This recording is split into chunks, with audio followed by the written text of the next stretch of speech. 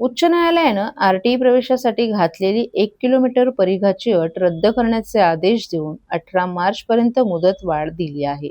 मात्र त्याबाबत दुरुस्ती पोर्टलवर शासनानं अद्यापही केली नाही. परिणामी गोरगरीब घरातील विद्यार्थी प्रवेशापासून वंचित राहत आहेत. या संदर्भात राष्ट्रवादी काँग्रेस शरद पवार पक्षाचे जिल्हा अध्यक्ष मनोज प्रधान यांच्या मार्गदर्शनानुसार युवक कार्याध्यक्ष राजेश कदम, विद्यार्थी कार्याध्यक्ष सिद्धांत वटकर यांनी शिक्षणाधिकाऱ्यांची भेट घेऊन पोर्टलमध्ये सुधारणा करण्याची मागणी केली आहे.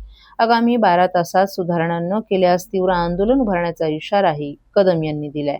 उच्च न्यायालयाच्या नागपूर खंडपीठाने 9 मार्च 2026 रोजी दिलेल्या ऐतिहासिक निर्णयानुसार आरटीई प्रवेशासाठी राज्य सरकारनं लादलेली 1 किलोमीटर अंतराची जाचक अट स्थगित केली आहे.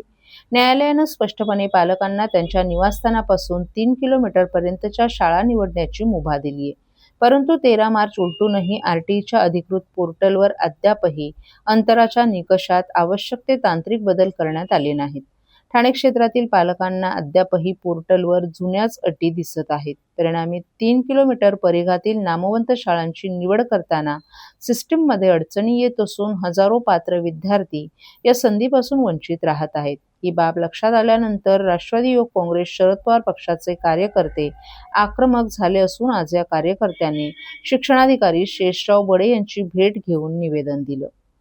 शिक्षण हक्क कायद्याचा मूळ उद्देशाला हरताळ फासला जाऊ नये यासाठी आपण या प्रकरणात वैयक्तिक लक्ष घालून तातडीनं कार्यवाही करावी, अन्यथा डॉ. जितेंद्र आव्हाड यांच्या मार्गदर्शनानुसार जिल्हा अध्यक्ष मनोज प्रधान यांच्या नेतृत्वाखाली विद्यार्थी आणि पालकांच्या हितासाठी तीव्र पाऊल उचलावं लागेल असा इशाराही यावेळी राजेश कदम यांनी दिला. मी आमचे नेते आदरणीय आव्हाड साहेब आणि जिल्हाध्यक्ष मनोज प्रधान साहेब त्यांच्या नेतृत्वाखाली आज आम्ही शिक्षणाधिकारी शेषराव बडे यांची भेट घेतली होती.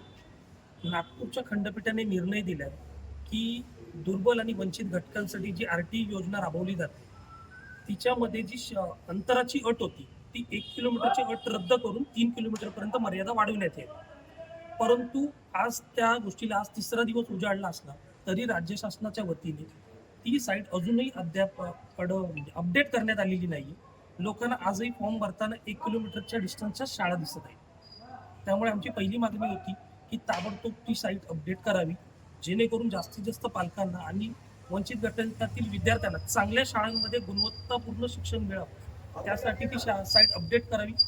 त्याचसोबत ह्याच्या अगोदर ज्यांनी वेळेत अर्ज भरले 1 किलोमीटरच्या शाळा त्यांनी चॉईस केलेल्या त्यांना सुद्धा अपडेटचं बटन देण्यात यावं, एडिटचं बटन देण्यात यावं आणि त्यांना सुद्धा 3 किलोमीटरपर्यंतच्या शाळा चॉईस करण्यात यावं. त्याचसोबत हे जे 3 दिवस त्यांचे वाया गेले त्यामुळे जी 18 मार्चची मर्यादा आता घालून दिलेली ती सुद्धा 25 मार्चपर्यंत वाढवण्यात येईल, जेणेकरून जास्तीत जास्त लोक त्याचा लाभ घेतील. त्याचसोबत हा फक्त ठाणे शहराचा विषय नसून जे ग्रामीण भागातील विद्यार्थी त्यांना ह्या किलोमीटरच्या अंतराचा जो निर्णय बदललाय त्याचा जास्तीत जास्त लाभ घेता येईल. याबाबत शिक्षणाधिकाऱ्यांचं काय नेमकं बोललं, त्यांचं काय? शिक्षण अधिकारी शेषराव बडे यांनी याला सकारात्मक प्रतिसाद दिला. त्याचसोबत आज त्यांची शिक्षण मंत्र्यांबरोबर साप्ताहिक बैठक असते. त्याने आम्हाला सांगितलं सर्वच मागण्या आज आम्ही बैठकीत ठेवू आणि या सर्व गोष्टीवर काम करून लवकरात लवकर याबाबत सकारात्मक निर्णय घेऊ असं त्यांनी आम्हाला सांगितलं. येणारा काळ सकारात्मक निर्णय झाला नाही तर राष्ट्रवादीचा पाऊल कसा? सकारात्मक निर्णय नाही झाला तर ज्या पालक संघटना आहेत त्यांच्यासोबत कोर्टात जाण्याचा आता पर्याय आहे. त्याचसोबत एक मोठी जनजागृती मोहीम राबवून आम्ही आंदोलन छेडू. ओके.